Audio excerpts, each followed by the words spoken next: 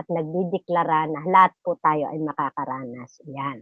So sa oras pong ito ay proceed na po tayo at isa pong karangalan na muling magamit ng Panginoon, makapagbahagi ng kanyang salita. At nawa po, tayo po ay matuto, tayo po ay lumakas sa pamamagitan ng kanyang mga salita. Tayo muna po ay manalangin. Aming Diyos, salamat sa umagang ito. Salamat sa pagkakataon, Panginoon, na iyong ipinagkaloob sa amin, na kami po ay maging bahagi, Panginoon, ng everyday prayer at everyday na kami ay nakakarinig, Panginoon, ng makatotohanan at makapangyarihan mong salita. Hayaan mo po kaming lahat ngayon ay patuloy mo pong hipuin, turuan, at patuloy na maging magalak ang aming puso dahil kami po ay muling makakarinig ng iyong mabuting balita. Panginoon, salamat po at gamitin mo lang ang iyong abang alipin upang ikaw lamang ang maitaas. Lord, salamat, pinupuri ka namin, sinasamba ka namin sa pangalan ni Jesus. Amen at amen. Yan. Amen. Okay. So, sa oras pong ito, ang atin pong pag-uusapan ay patungkol din sa overflow na kung saan ay atin pong idinideklara. So, lahat naman po tayo ay sabi nga, isa po sa maituturing na magandang regalo daw at mahalagang kaloob ng Diyos sa atin ay yung oras o panahon. Amen po ba? Alam po ba natin mga kapatid o alam po ba natin ang lahat ng gusto nating gawin kapag wala tayong oras o panahon ay sadyang nalilimitahan. Nama? At ang sabi nga roon, kaya nga po ang tao palaging sinasabi, kulang ang oras. Sana may pagkakataon pa. Yun nga pong nagbe-birthday, yung mga nagpipray sa nagbe-birthday, nagigreeting sa mga nagbe-birthday, at mismo yung nagbe-birthday, ang panalangin niya ay sana marami pang taon sa kanyang buhay ang kanyang maranasan. Pero alam po ba natin mga kapatid na bagamat ang oras po talaga ay kinikilala nating napaka-importante, kadalasan po ang problema natin, we are not good steward of time. Yan. So, sa umaga pong ito ay ang atin pong pag-uusapan ay pinamagatan kong Tagalog na Tagalog is pagkakataon. Yan. Ang overflow po sa ating mga buhay, sabi nga po, ang overflow ay hindi lang naman patungkol sa mga pagpapala o blessing, no? Kung hindi maging sa mga bagay na ginagawa natin sa Diyos, chance na tayo ay makapaglingkod sa Diyos, chance na tayo ay makapaglingkod sa ating mga kapatid sa Panginoon, chance na tayo ay magamit pa ng Panginoon. Ang atin pong teksto ay kinuha ko sa Psalms 90 verse 12. Yan. Sabay-sabay po natin itong basahin. So teach us to number our days that we may get a heart of wisdom. Sa Tagalog po, kung maipapakita ni Ate Cecil, ay napakaganda po ng sinasabi. Sabi diyan, dahil itong buhay namin maikli lang na panahon, itanim sa isip namin upang kami ay dumunong. Yan. Sabi nga, yamang itong buhay namin maikli lang na panahon, itanim sa isip namin upang kami ay dumunong. Ito po ay isang uri ng panalangin na kung saan ay hinihiling niya sa Panginoon na patuloy na ang kanyang buhay ay magkaroon ng isang uri ng parang kapaki-pakinabang upang ay hinahangad niya rito na siya'y magkaroon ng isang wisdom o karunungan. Yan. Hindi tayo, sa totoo lang po mga kapatid, sabi ko nga, we are not minsan or sometimes we are not good steward of time. Yung mga chances, yung mga pagkakataon sa ating mga buhay, minsan maraming nasasayang. Hindi tayo nagiging mabuting katiwala katulad nung minsang itinuro ko o manager ng ating mga oras na ipinagkatiwala naman sa atin. Yan po ang dahilan kung bakit paminsan-minsan may oras pero nasasayang. Ang may oras pero napupunta sa isang bagay at hindi naman para sa Panginoon. Agree po ba kayo dyan mga kapatid na may oras nga tayo pero nasasayang, nawi-waste lamang. At lalo na mga kapatid bilang isang Kristiyano na binigyan ng pagkakataon ng Diyos, ay hindi po ay yung mga bagay na ibinigay ng Panginoon sa atin ay hindi natin nagagawa yung para talaga sa Diyos. So ang layunin po ng ating pag-aaralan sa umagang ito, sa pagkakataong ito ay maunawaan nating lahat ang halaga ng panahon. Nandiyan pa po ba kayo mga kapatid? May kausap pa po ba ako? Okay lang po tayong mag-thumbs up. Gamitin po natin yan. Yan. Ayan. So ulitin ko, ang layunin po natin sa ating pag-aaralan sa pagkakataong ito ay maunawaan pa ng higit ang halaga ng panahon o pagkakataon na ibinigay ng Diyos sa atin. Lalong-lalo na tayo ay may deklarasyon ngayong 2026 about overflow. Dahil ang panahon po ay magdidikta ng pagkakataon sa ating mga buhay. Ang sabi nga po ng expert, sabi roon, ang oras daw po, kung titignan po natin, universal speaking, ay talagang masasabi nating lahat ng kultura, mabagal man ang galawan sa kultura, yan man o mabilis man, kasi may mga lugar po na kung saan ay masasabi natin na iba-iba yung kultura ng mga tao. Katulad po sa mga probinsya, sa mga probinsya, minsan napapansin natin na yung minsan kapag kumakagat na yung dilim, mga kapatid, doon po sa Bicol, pag kami pupunta, kami nagtataka. Dito sa Maynila, by alauna na ng umaga, wala pang hindi pa dinadalaw ng antok. Pero doon sa probinsya, mga kapatid, ay alas 5 pa lang ay nagdi-dinner na. At alas 6, pinapatay na minsan yung ilaw. Kasi noon, bago ako salta sa Bicol, pinapatay na ng biyenan ko yung coalman, So, talagang maririnig mo na lang ay yung mga huni ng mga kuliglig, At talagang ang tao ay tulog na, Pero makikita mo, pagka dumating na at hindi pa sumisikat nga yung bukang liwayway, ang mga tao ay gising na, nagwawalis na ng kanilang bakuran, naririnig mo na yung mga kaliskis, dalungdong o tunog ng mga dahong tuyo, at may mga dumadaan na. Amen po ba? Agree po ba kayo dyan, mga kapatid? May mga lugar na kung saan sabi nga, natutulog ang tao. Hindi ibig sabihin na ang isang tao hindi natutulog. Tuloy-tuloy lamang silang magtrabaho sa umaga, may nagtatrabaho pa sa gabi, para bang nagpapalit lang ng oras. Pero ang tao patuloy sa paggawa. Para bang walang pahinga. Sabi nga, wala raw pahinga.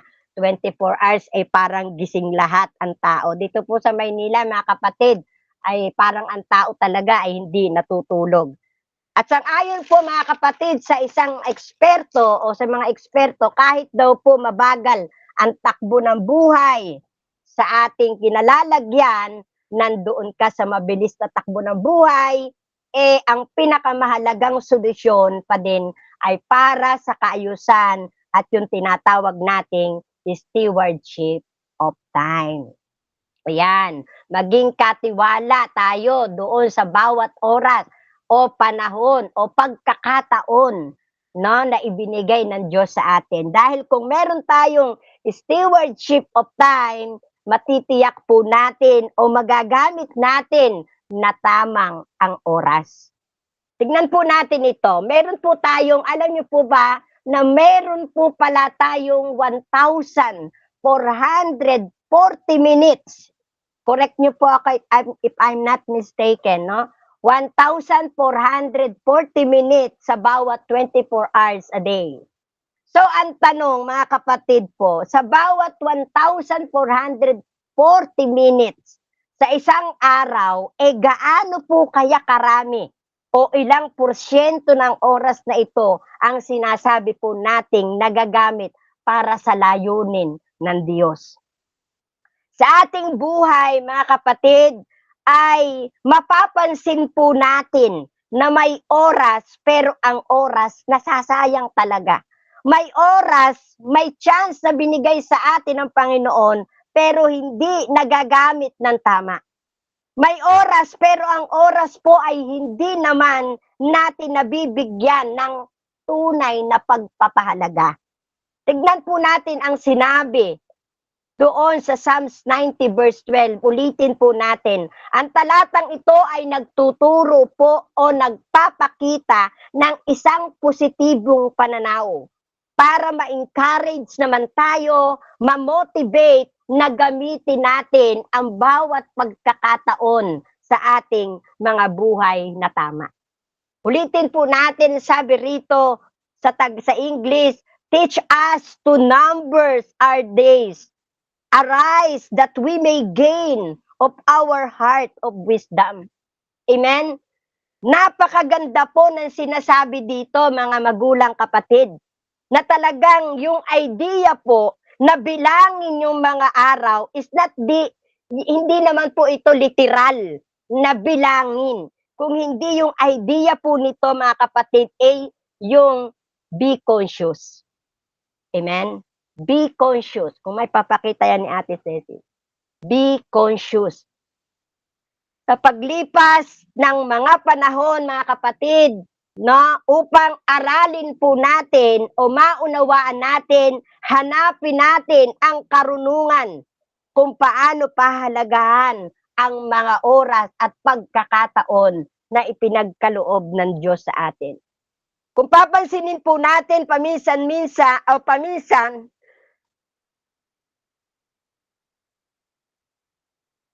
excuse me po. Yan, kung papansinin natin, paminsan po mas marami ang entertainment ng education. Di ba po?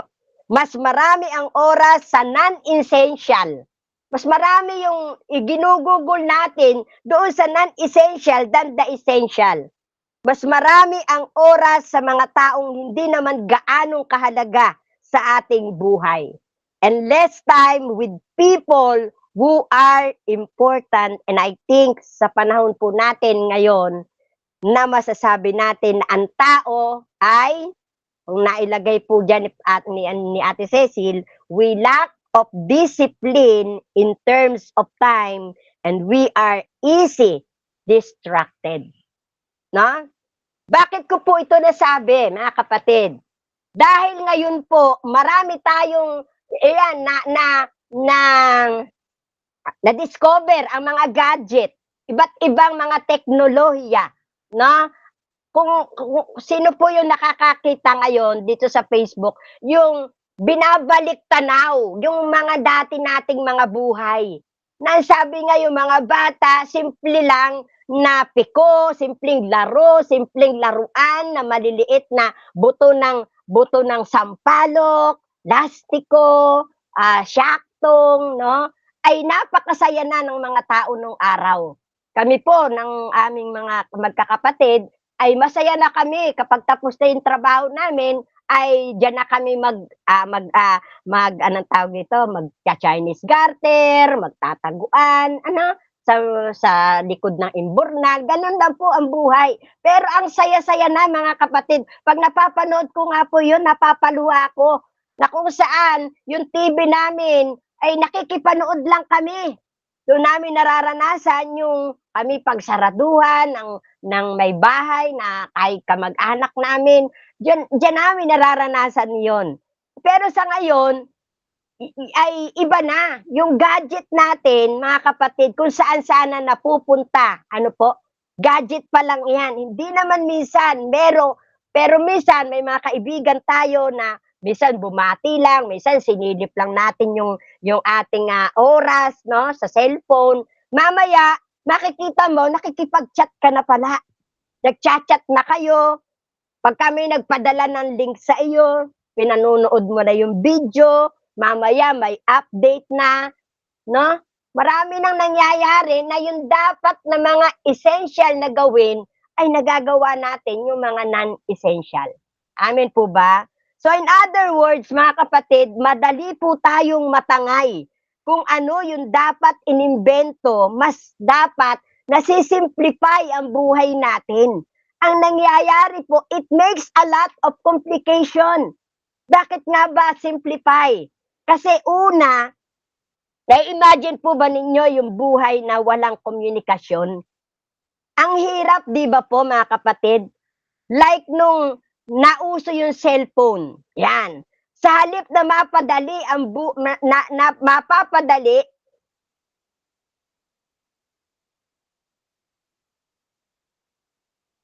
excuse me po, medyo may ubo po kasing konti.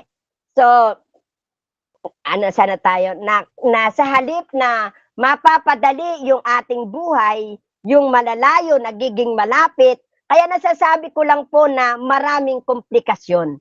Dahil napapansin naman natin na talagang sadyang dumadami ang komplikasyon kasi hindi dapat kausap, makakausap kapag nasa bahay, trabaho pa din ang inaatupag, trabaho na sa gabi, trabaho pa sa umaga, kung ano-anong mga bagay pa rin ang kakaibang aspeto ng buhay natin.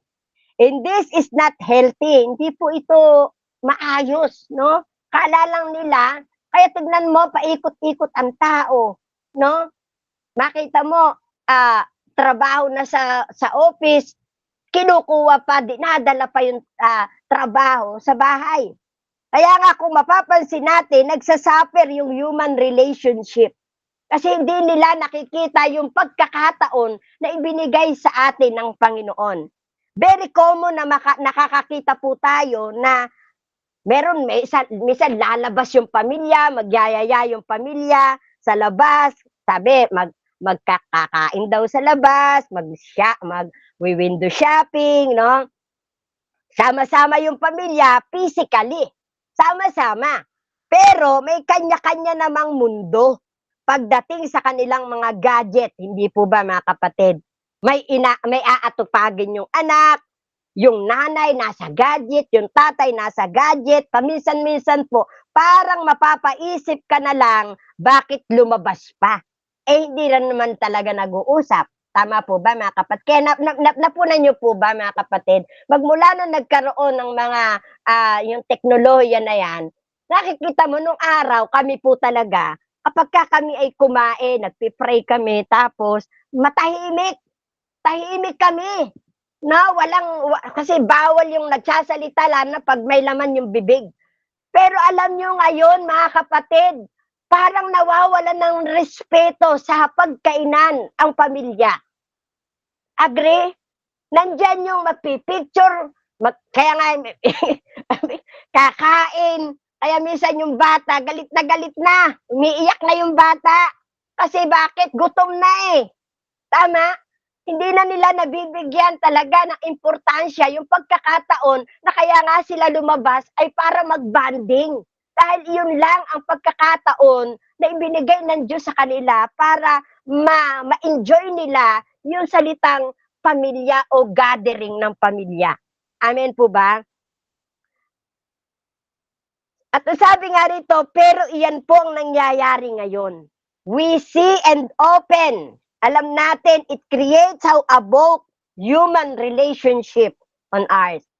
Si Solomon po mga kapatid, habang inoobserbahan po niya ang tao sa kanilang araw-araw na pamumuhay, nasabi niya po ito. Mula sa Ecclesiastes chapter 1, o sa Mangangaral chapter 1 verse 2, ang sabi po niya doon, napakawalang kabuluhan. Napakawalang kabuluhan, lahat ay walang kabuluhan. Ang sabi ng Mangangaral.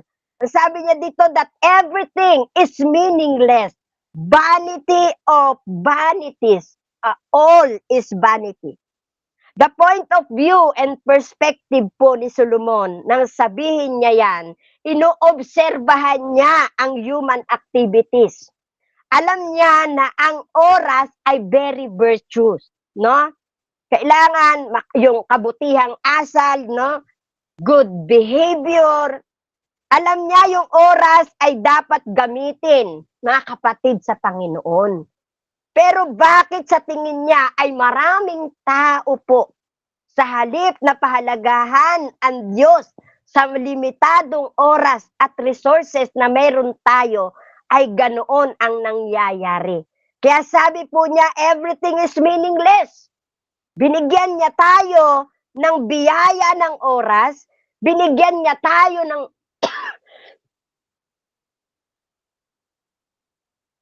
ng chance na mapaglingkuran siya, na ma-enjoy yung pagiging anak niya. Amen po ba? Ma-enjoy yung kanyang overflowing na pagpapala sa lahat ng aspeto ng ating mga buhay. Yet, we are not making proper use of time.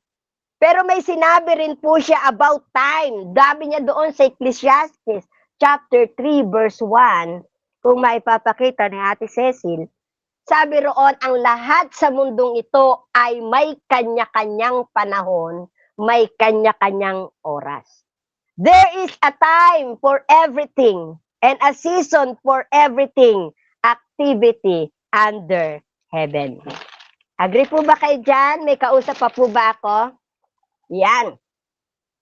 Thank you po, Pastor Angel, Pastor Praxedes, Ate Seni, yan.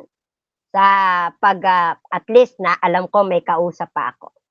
Alam po ba natin, mga kapatid, napakaganda po ng sinabing ito dito sa Ecclesiastes chapter 3 verse 1. Kasi sa atin sa Pilipinas, ngayon yung season na bigla pong nagbabago, no? May dalawa, sabi nga rito na uulan tapos iinit.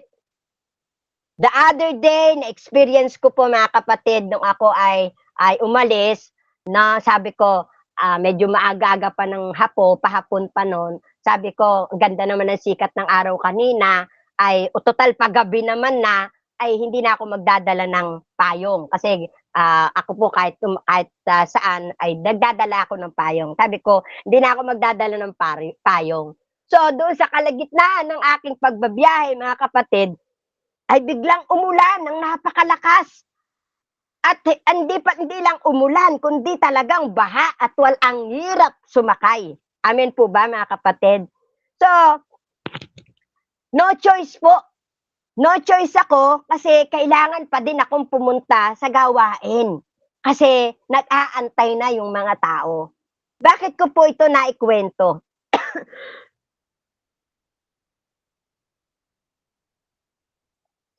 Pag nagpalit naman yung, sabi nga rito, na hindi ho ba, mga kapatid, sa ating bansa, ay meron lang po tayong dalawang season, na rainy season and dry season. Agree po ba kayo dyan? Minsan hindi pa natin masabay itong season na to, no? Pag mainit, panay yung reklamo doon, ang init naman. Pero kapag naman umulan, panay naman din yung reklamo natin, di po ba? Hindi natin nakikita na ang nangyayari, hindi natin nakikita yung nangyayari, mareklamo tayo, reklamador tayo. Dahil ganito ang nararanasan natin, ganitong season, pag nagpalit naman yung season, masama na naman ang loob natin. Inaasahan natin yung seasons na lumipas. Sana mainit. Sana hindi umulan. Pagka naman maaraw, sabihin natin ang init, sana umulan na. Amen. Ang sinasabi po ni Solomon, ang bawat season ay itinakda ng Diyos. Agree po ba kayo dyan? Ito man, dalawang season ito, rainy season man o dry season, mga kapatid, ito ay itinakda ng Diyos. Ang bawat season ay may dalang kagandahan sa ating buhay. So, we must learn kung may papakita ni Ate Cecil, we must learn to adapt to season if we are to enjoy. And then, isa pong paalala mga kapatid sa Proverbs chapter 20 verse 40. Makikita po natin, it talks about sluggard. Sabi roon, the sluggard does not plow in the autumn, he will seek at the harvest and have nothing. It talk about the sluggard, yung mga tamad, yung mga taong binigyan ng chance na mapaganda pa yung kanilang mga buhay.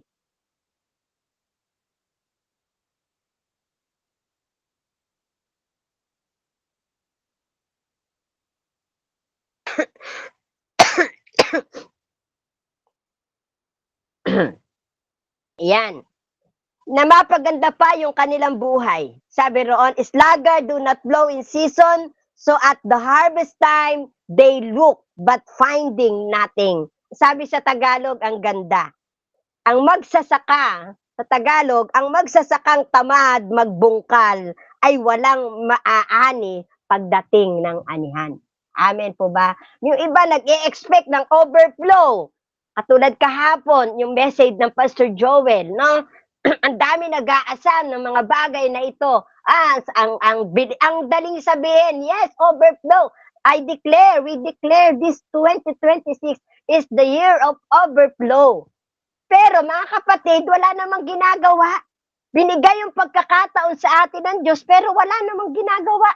Kaya sabi doon sa Kawikaan 20 verse 4, ang taong tamad sa panahon ng taniman ay walang magagapas pagdating ng anihan.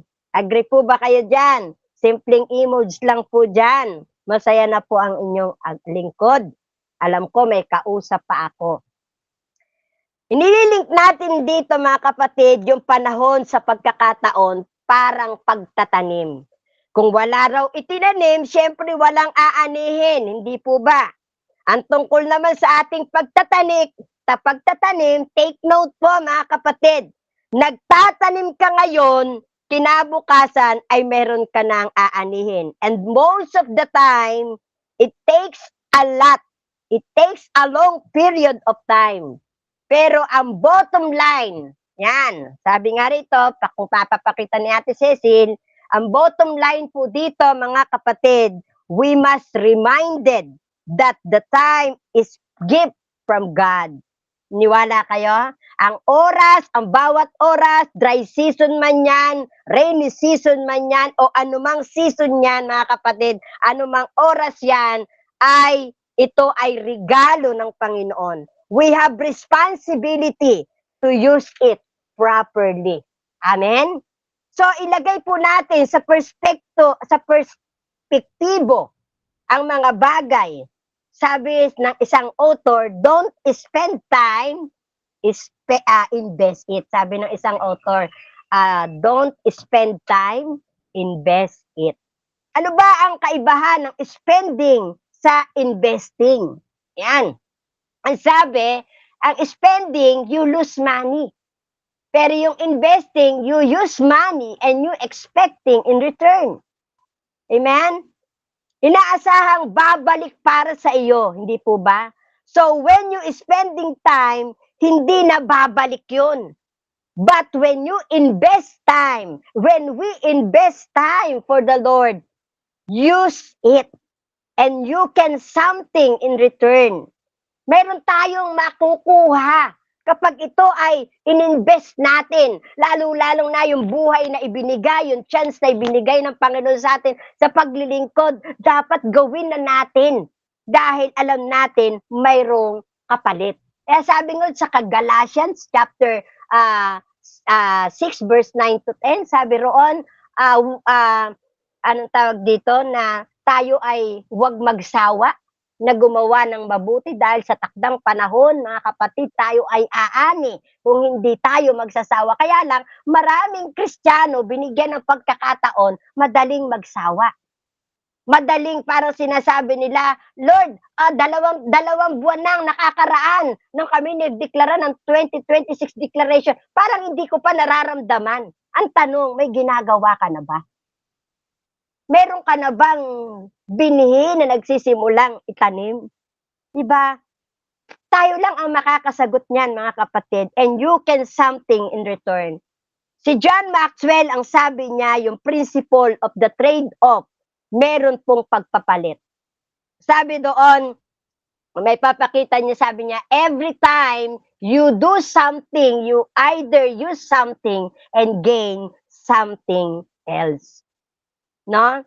Meron kang inalis, meron kapalit, merong nawawala, merong kapalit. So, ang importansya po nito, isipin natin sa paglalaan ng panahon at oras natin, what would I get to return? Yung mga taong produktibo, makikita po nila yung value ng time. Kapag ginamit natin ito sa produktibong pagkakataon, yung chance natin, yung pagkakataon, yung value ng time, kapag po sila ay gumalaw, they make sure that money is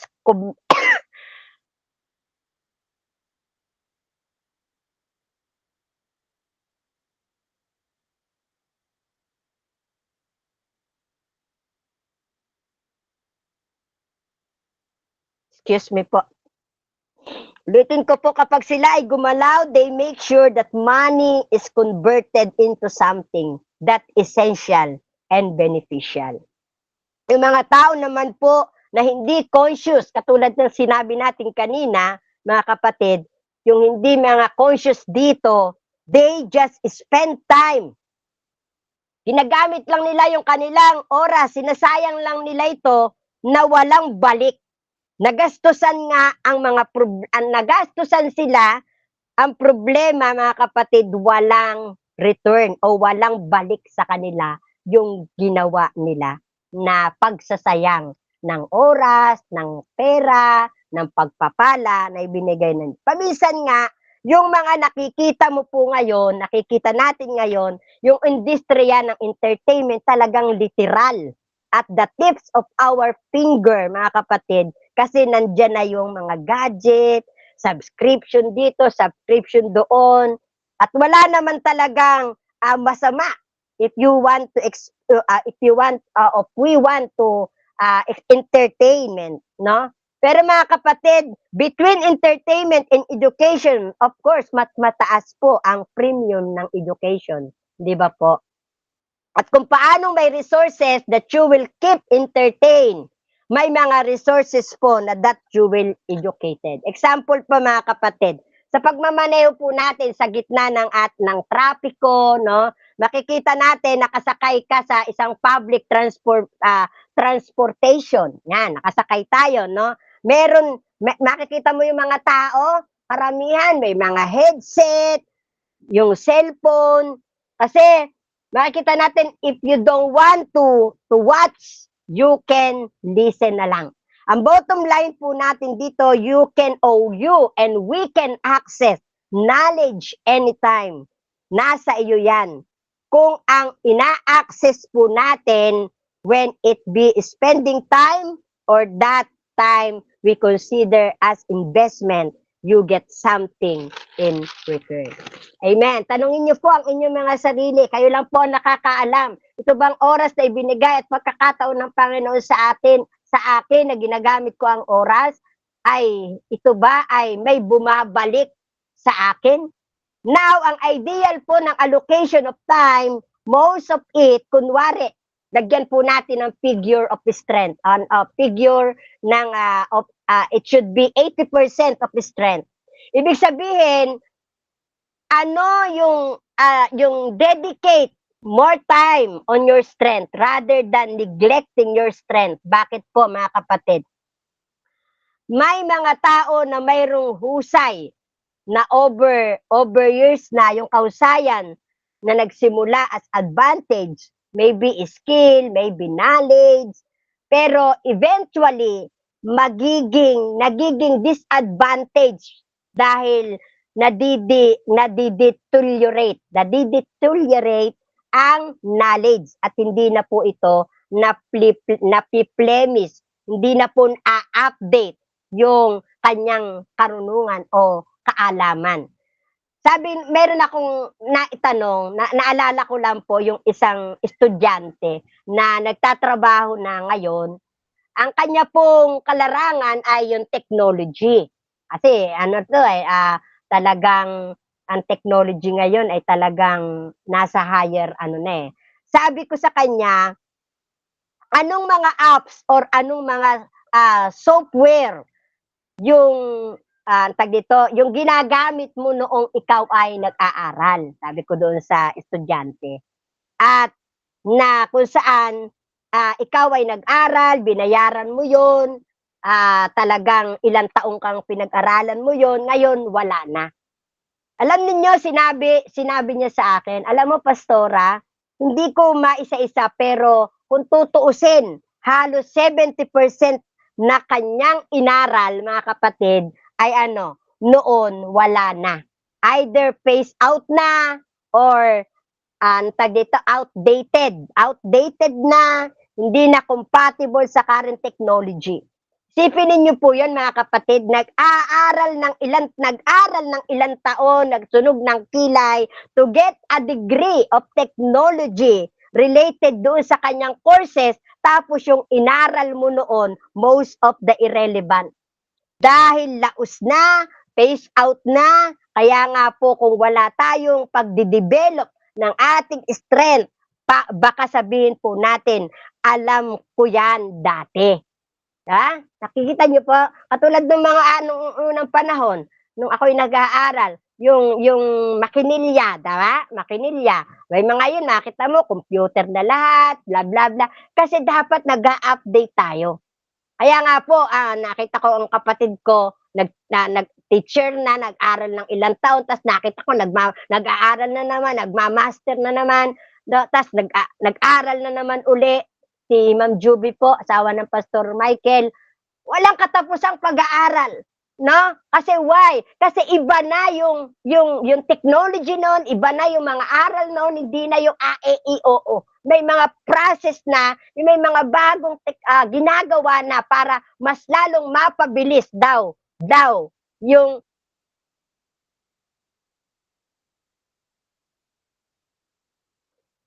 knowledge ng mga estudyante.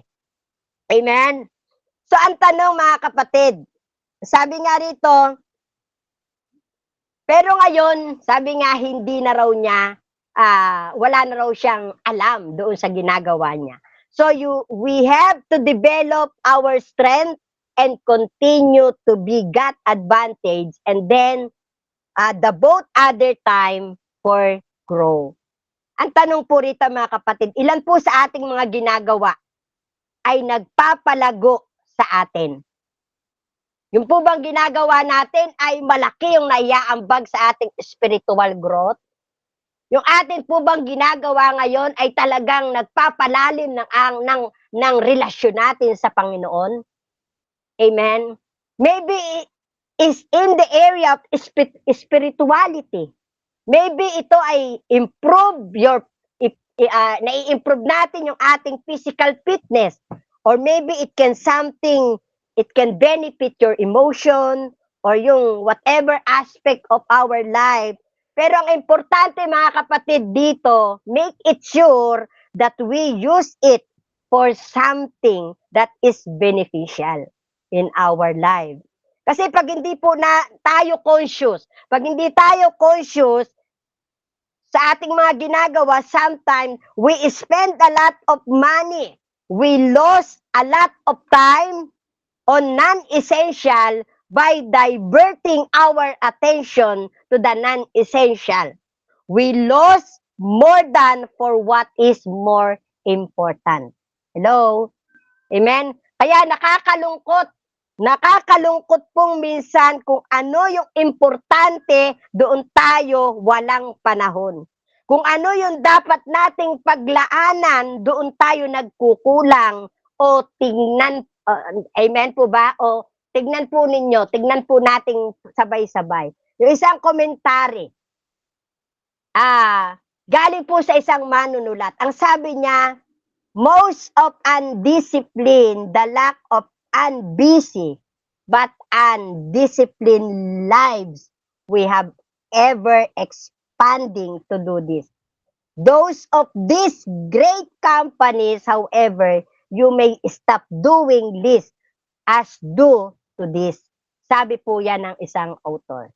Kung may papakita yun ni Ate Cecil. Kaso, ang problema daw po, mga kapatid, hindi lang minsan, kundi kadalasan, pinadadami natin ang gusto nating gawin, pero ang problema natin ay hindi natin binabawasan yung kasalukuyan nating ginagawa na hindi naman nakakatulong. And by not reducing the things that we do.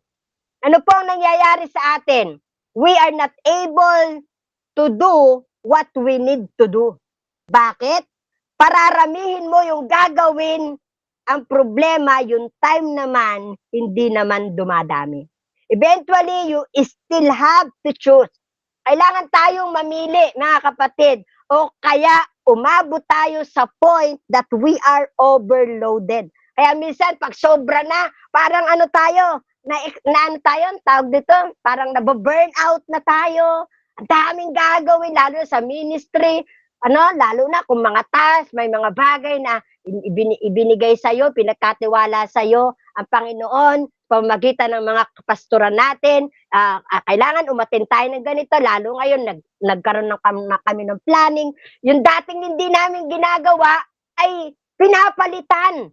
Kasi hindi yun yung tag dito, hindi nagbunga yun. So, kailangan umisip ka ng mga kakaibang bagay. Amen po ba, mga kapatid? Kaya minsan, overloaded na tayo. Hindi natin nagagamit yun ng tama, kaya kailangan ding mag-evaluate tayo. So, cause of evaluation. Ano yung mga bagay na hindi mahalaga.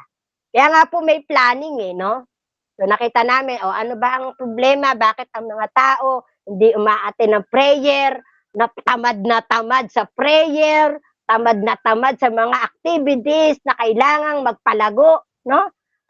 Anong bang ang problema? Bakit ang mga tao on and off sa church? Bakit? Ano ba problema? Kailangan may mga ganun tayo.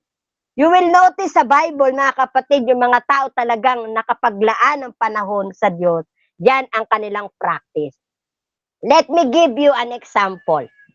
Si Apostol Paul po, mga kapatid, sa Book of Philippians, ang sabi niya, mga kapatid, doon, sabi niya, I consider them rubbish. Napapakita ba, Ate Sel? Yan. I consider them rubbish. Hindi na ngayon mahalaga ito. You can read it. Yeah. Sabi na, and then, isa pang example, sabi rito, oo, itinuturing kung walang kabuluhan ang lahat ng bagay bilang kapalit ng lalong mahalaga. Ang pagkakilala kay Jesucristo, ang ating Panginoon at lahat ng bagay, ay ipinalagay kung walang kabuluhan. Makamtan ko lamang si Kristo. Napakaganda, no? Talagang yung mga distraction, no? Yung mga distraction, inalis niya. Sabi niya sa Diyos, ne? Sabi sa Lucas chapter 8, 19, verse 8. Mapapakita. Yan. Ito po ay sa buhay ni Sakeo, no? Itong si Sakeo, makikita natin, sabi rito, tumayo si Sakeo at sinabi niya kay Jesus, Panginoon, ipamimigay ko po sa mga mahihirap ang kalahati ng aking mga kayamanan. At kung ako may nadayang sino man, isasauli ko ito sa kanya ng makaapat na beses. Amen? Amen po ba? Sabi doon, even now, I will give half of my possession to the poor. If I have cheated anybody of anything, I will back 4 times to them. Amen? Grabe. Grabe yung naramdaman nitong si Apostol Paul and si Sakeo. Kung ito ay babalakid sa aking ugnayan sa iyo, alisin mo ito. Ang sabi ng Panginoon, ang sabi niya, Panginoon, meron po ba tayong mga panalangin na gano'n? Na binigyan tayo ng chance ng Diyos, pero nakikita natin na yung time, yung pagkakataong binigay, parang nawawalan ng kabuluhan. So, ang sabi doon, ang gandang maging pananaw din natin, yung pananaw ni Apostol Paul at nitong si Sakeo. No? Sabi po sa Hebreo chapter 12, verse 1, kung makikita natin dyan, Hebreo chapter 12 verse 1. Nandiyan ba, Tisel? Alisin daw natin. Sabi nga, kaya nga dahil napapaligiran tayo ng napakaraming saksi, talikuran natin ang kasalanan at anumang balakid na pumipigil sa atin. Butyaga tayong tumakbo sa paligsahang ating sinalihan. Sabi rito, alisin natin daw yung mga balakid at yung mga kasalanan, no? Ano ba yung mga kasalanan? Ano ba yung mga humahadlang sa atin para tayo yung ating paglago? So pag hindi natin natutunan ito mga kapatid, ano ang mangyayari sa atin? Hindi tayo lumalago by choice. Why, mga kapatid? We fail to utilize our time. Nakakahiya po yun ang hindi tayo lumalago. Ang tagal na nating Kristiyano pero hindi pa tayo. Sabi nga, baby Christian pa rin daw tayo. Pero nakikita ka na ang dami-dami mong oras sa mga non-essential. Ang ibig sabihin lang po niyan o nito mga kapatid, we are not giving proper attention for what we give proper attention to. Isa yan po ang reality. Kaya kinakailangan po nating baguhin ang ating pananaw. Kaya ang ating passage ay yung Psalms 90:12, teach us to make the most of our time so that we may grow in wisdom. Isang commentator po, sabi niya, our problem is not too little time, but making better use. Nailagay ba dyan, Ate Sel? Our problem is not too little time, but making better use of time. We have each of us, as much as time and anyone else other may surplus our ability, influence, or money, but no one has no more time. Grabe po mga kapatid. Pare-parehas, walang lamanga, walang lumamang, pare-parehas tayo ng dami ng oras na ibinigayan ng Diyos. Maari sa ibang aspeto ng ay mas mahusay ka roon, mas marami sila doon, but as far as time is concerned, we all have all the same time. So kailangan gamitin natin. Binigyan lang po tayo ng Panginoon ng 24 hours a day. Meron pong common problem at dito po tayo magtatapos. Meron pong common problem when it comes to time. Ano po yung common problem? Number 1. The common problem is abuse. Inaabuso natin, doing too much. No? Baka naman sa mga sobra nating ginagawa to the point na hindi na natin magawa yung essential. Maybe we are abusing ourselves. We are abusing the time that God gave us to us. Yung mga pagkakataon, maaring minsan, di natin namamalayan, inaabuso na natin. Pangalawa, regardless of problem, it comes to time is disuse. Doing too little. Doing too little. Kanina yung isang sumobra naman, yung daming ginagawa, ngayon naman, napakakaunti na ng ginagawa. The other one is, number 3, is ano yung common problem? Number 3, misuse. Doing the wrong things. So again, abuse, doing too much, disuse, doing too little, or misuse, doing the wrong times. Ang tanong, mga kapatid, may tanong at dito ako magtatapos, saan ka ba o saan po ba tayo sa tatlong iyan? So magandang pag-isipan, ano po? So ano ang gagawin natin ngayon? So that you have to be better time and allocate yung ating mga resources properly, you need to remember several things. Number 1, you have to prioritize. Bali, ano ba ang dapat unahin? Ano yung dapat bigyan ng pahalaga? Ano yung matimbang? So you prioritize. Ang sabi nga sa Matthew chapter 6 verse 33, alam naman po natin yan. Sabi daon, put God first, allowing all other assets of life, family, works, and I need to align under His purpose. Alam natin, ngunit higit sa lahat, ay pagsikapan ninyo, pagsikapan nating tayo ipagarian ng Diyos at mamuhay na naaayon sa Kanyang kalooban at ibibigay niya sa inyo ang lahat ng inyong pangangailangan. Number 2 is you plan. You plan or we plan. Alam ninyo, alam natin, ang masaklap yung papunta ka lang. Minsan, papunta ka lang sa grocery, pero wala ka namang pagpaplanong ginawa kung ano yung mga dapat mong bilhin. Minsan, you spend a lot of time. Ikot ka ng ikot, paminsan-minsan. Ngayon, uuwi ka, nabigo ka. Bakit? Yung dapat bilhin, nakalimutan mo. So, plan, prefer, okay, ito po yung naobserbahan ko. Sa Jeremiah chapter 29, verse 11, alam natin yan. May mga fast food chains, akong nakikita before they close shop, naglilinis yan. Bakit? Para kinabukasan, konti na lang ang kanilang gagawin. They can open immediately because they are prepared for the next thing and then another one is pursue. Pursue. Kung ano po ang mahalaga, number 3, letter C na tayo, Ate Sel. Kung ano po ang mahalaga, focus on that. Allocation, time for that, give you best for the and lastly mga kapatid, doon sa 1 Timothy chapter 6:11 at number 4, we be purpose driven. Sabi nga po sa Philippians chapter 3 verse 14, ang tanging hangarin ko ngayon ay lubusang makilala si Kristo, maranasan ang kapangyarihan ng kanyang muling pagkabuhay, makibahagi sa kanyang mga paghihirap at maging katulad niya sa kanyang kamatayan. Amen? Ano pa po bang kasunod yan? Yan, ang sabi roon, make sure that we understand your purpose or our purpose and give it priority.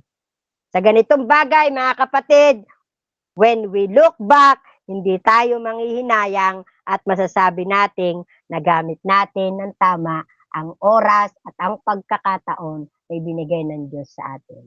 Magandang umaga po sa ating lahat. Tayo po ay magpasalamat sa Panginoon. Salamat po, Panginoon, sa lahat ng pagkakataon na ibinigay mo sa amin. Nawa po, ito po ay amin pong sa puso ang aming natutunan.